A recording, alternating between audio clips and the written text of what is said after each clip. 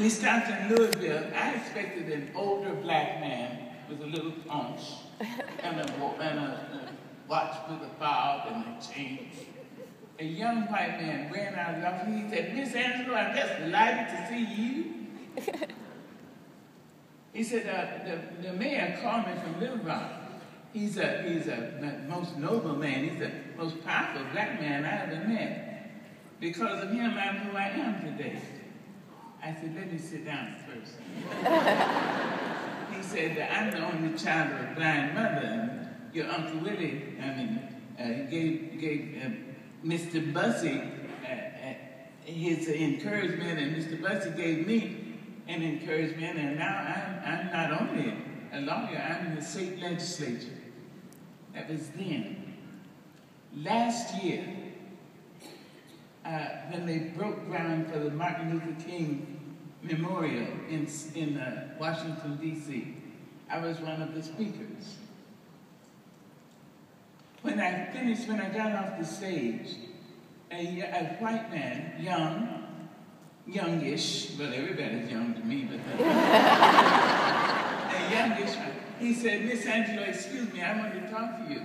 He was holding hands, he had a toddler, and he was holding hands with a woman, and she was holding hands with the toddler. He said, "I think my families have been enjoying for many years, for generations. You see, I just wanted you to know me.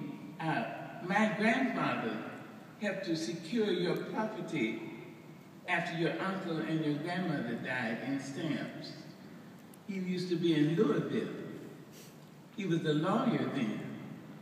And now I want you to meet me because I'm in Washington, D.C. I represent the state of Arkansas."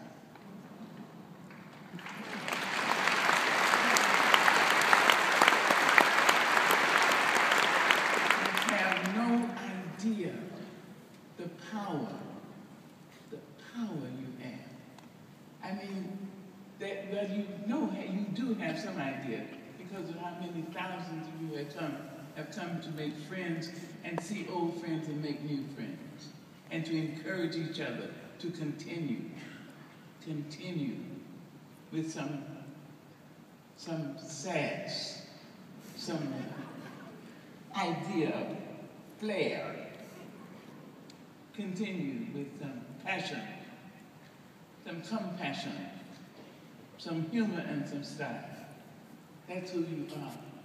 It delights my heart to encourage you to continue. I am here because I've had rainbows in my clouds. Without that, I would never.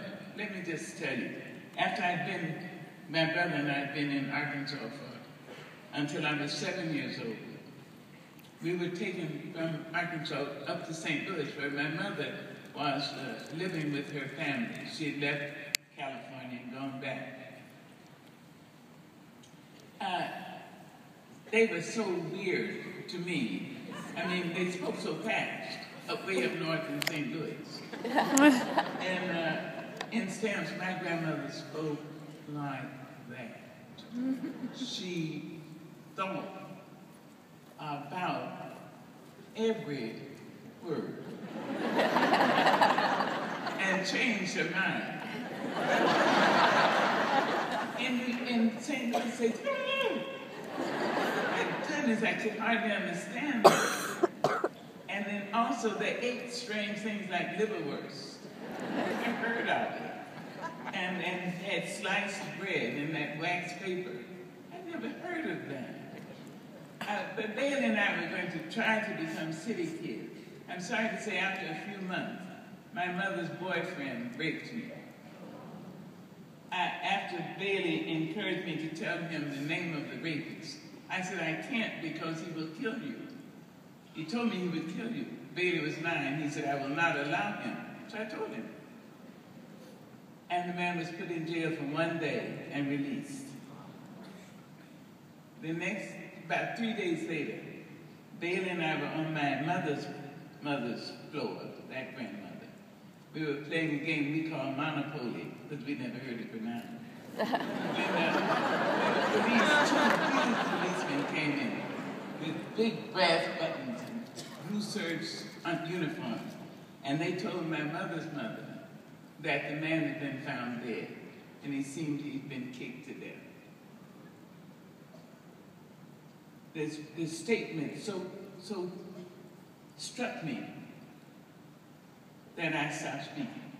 I thought my voice had killed the man. I stopped speaking for about 6 years. The only person I trusted myself to speak to was my brother. I knew I loved him so much, and he loved me so much. My voice couldn't hurt him. But I thought my voice could kill people. Boys go out of the window and out the door, and my voice could kill people, so it was better not to speak. My mother's people did their best to try to move me away from my mutism, but I wouldn't. They didn't know what my voice could do. I knew. After a few months, they wearied of this sullen silent child, so they sent me back to my grandmother in Stamps, Arkansas. Mama with that way of talking. Sometimes she didn't even say the whole word, she'd just say syllables, one after another. Mama would braid my hair the way old black ladies still braid girls' hair. I'd sit on the floor, on a pillow. Mama would sit back that way. We both looked out. I would grab Mama's thighs like that, because my hair was huge and very curly. And Mama would say, sister, she'd bend her hand like that and put it behind my neck so she wouldn't break my neck by accident. Mama don't care what these people say about you must be an idiot or you must be a moron because you can't talk. Sister, Mama don't care. Mama knows when you and the good Lord get ready, sister, you're going to be a teacher. You're going to teach all over this world. I used to sit there and think and she know I would never teach, I would never speak. At present, I have 70 doctorates. 70. Oh, God. I teach in French and Spanish, in English and drama. I'm a sub fellow at Yale, and I'm on the board of the Library of Harvard. I taught in Rome, at the Rome Theater. I taught in Tel Aviv at the Habima Theater. Imagine if anyone had seen me and said, this black girl, she's not going anywhere. She can't even talk. Listen to that. Look at it. But because, if I hadn't started with that song, you may think I'm bragging on myself. I'm bragging on the rainbows in my clouds. Yes. This is who we are and who you are. And I saw to watch my feet. Look at those young men up here. And young women, look at them up.